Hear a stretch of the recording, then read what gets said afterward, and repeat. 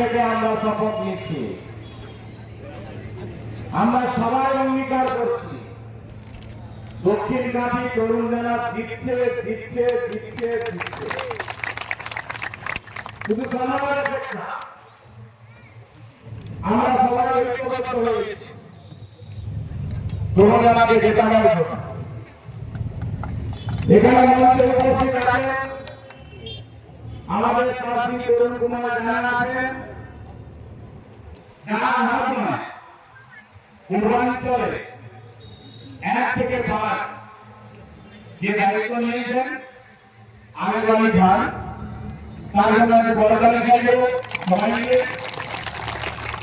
বিভিন্ন কাউন্সিলর আছেন, সার্বভৌম সভাপতিত্ব করছেন, দেবাশিস পাহাড়ি আছেন, অতুল গিরি আছেন, হরিশাসন বাবু আছেন, রত্নদীপ মান্না আছেন, এই মাত্র উপস্থিত হয়েছেন আমাদের হাবিব বাবু রয়েছেন, শঙ্কর বাবু রয়েছেন, আমাদের যুব নেতা সদুর ছেলে ও রয়েছে, সবাই আছে। সর্বোপরি আপনারা সবাই আছেন, আপনাদেরকে সালাম শুভেচ্ছা অভিনন্দন জানালাম। আমার সমস্ত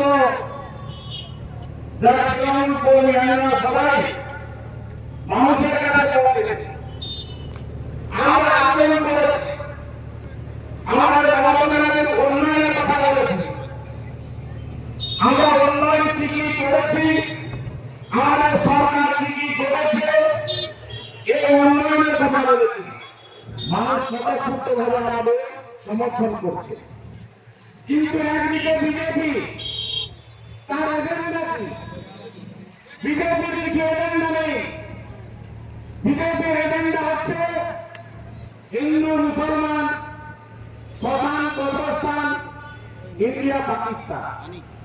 এই কথা শব্দ ছাড়া এদের পুরো মুখে কথা। একটা মঞ্চ মানতে বলুন, উন্নয়নের কথা বলবে না। এই 4টা শব্দ যদি বলেন ওদের কথা না বলতে, তাহলে ওদের মুখ বন্ধ হয়ে যাবে।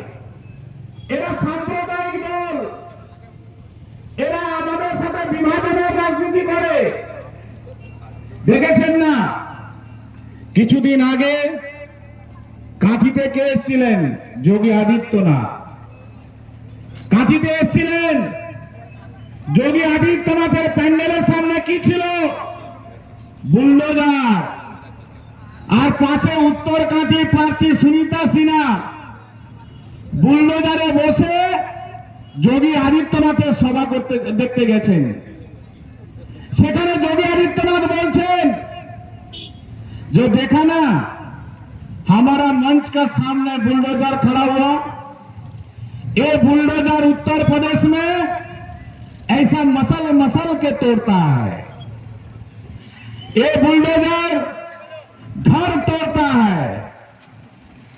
और আমরা বলি যোগী जी के, योगी जी आपका बुलडोजर घर तोड़ता है और दीदी का बुलडोजर रास्ता बनाता है, इसमें फर्क है। বিজেপি ভাড়ার রাজনীতি করে, আমাদের দিদি গলার রাজনীতি করেন, দুটো ফারাক আছে। যোগী जी আরে কি বলেছেন? जो उत्तर प्रदेश में मस्जिद का बाहर आवाज नहीं आता है, तार माने आजान आसे ना। एवं आरो की बोलेছেন? যোগী जी बोलছেন हमारा उत्तर प्रदेश में सड़क पर नमाज नहीं होता है। अरे जोगी जी, आपका उत्तर प्रदेश में मस्जिद में आवाज नहीं होता है, हमारा बंगाल में मस्जिद में अजान होता है और मंदिर में घंटा भी बजता है, ये फर्क है। और आपका सड़क पर नमाज नहीं पढ़ा जाता है। मगर मेरा बंगाल का दीदी जो रेड रोड कलकत्ता मैदान में दुर्गा पूजा का कार्निवल करती है, वही रेड रोड में ईद का नमाज पढ़ते हैं। यही फर्क है, यही फर्क है योगी जी और दीदी से।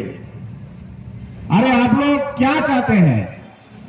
बीजेपी समस्या है, तृणमूल कांग्रेस समाधान है। बीजेपी कटी पतंग है और दीदी पूरा आसमान है। ये आसमान के नीचे हम लोग सब कुछ सब धर्म से मिलके चलना है।